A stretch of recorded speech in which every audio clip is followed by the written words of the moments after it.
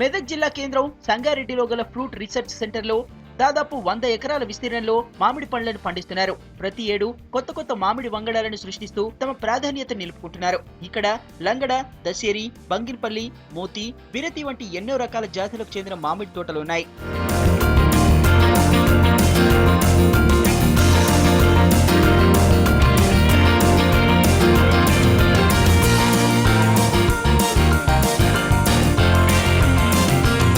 ఈ ఫల పరిశోధన కేంద్రంలో సహజ సిద్ధంగా పండిన పండ్లను మాత్రమే విక్రయిస్తారు. దీంతో అధిక రుచిని కలిగి ఉంటాయి ఇక్కడి మామిడి పళ్ళు.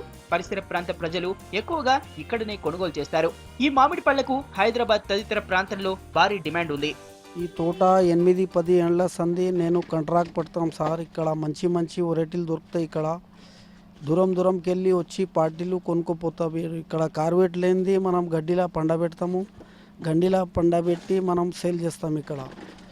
ఇక్కడికి వెళ్ళి పార్టీలు వచ్చి ఇక్కడ హైదరాబాద్, సంగారెడ్డి లోకల్, జహీరాబాద్, బీదర్, గుల్బర్గా, హుమ్నాబాద్కి వెళ్ళి వచ్చి ఇక్కడ కొనుక్కోపోతారు. మంచి వెరైటీలు దొరుకుతాయని.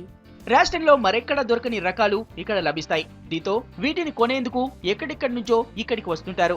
పళ్ళు చాలా బాగుంటాయి. నేను చిన్ననాటి నుంచి కూడా విన్నా. ఎట్లా వస్తే ప్రతిసారి ఈ రూట్లో వచ్చినప్పుడల్లా పళ్ళు తీసుకుపోతూ ఉంటా. చుట్టాలకు కానీ వాళ్ళకి కానీ తీసుకుపోయి ఇస్తూ ఉంటాము. చాలా బాగుంటాయి ఇక్కడ పళ్ళు. స్పెషల్లీ ఈ అస్తపల్లి అని ఫస్ట్ నేను చిన్ననాటి నుంచి అనేవాళ్ళు. ఇక్కడ బాగా స్వీట్నెస్ మంచిగా ఉంటాయి. బయట అయితే కార్బోడేసి అది ఉంటాయి కదా. ఇక్కడ పళ్ళు మనకు చెట్ల మీద పళ్ళు దొరుకుతాయి అనే ఉద్దేశంతో ఇక్కడ ఏపీలో ఎక్కడ దొరకని పళ్ళు ఇక్కడ FRSలో దొరుకుతాయి. కుకట్పల్లి నుంచి వచ్చి మడి పళ్ళు తీసుకెళ్తా ఉంటాను. దాదాపు ఒక 10 years నుంచి కూడా మేము ఇక్కడికి కంటిన్యూగా రావడం జరుగుతుంది. వివిధ రకాల వెరైటీస్ ఆఫ్ మామిడి పండ్లు ఏపీలో ఎక్కడ దొరకనటువంటి పళ్ళు ఇక్కడ దొరుకుతాయి. కాబట్టి ఇక్కడికి వచ్చి మేము పళ్ళు తీసుకుంటాం.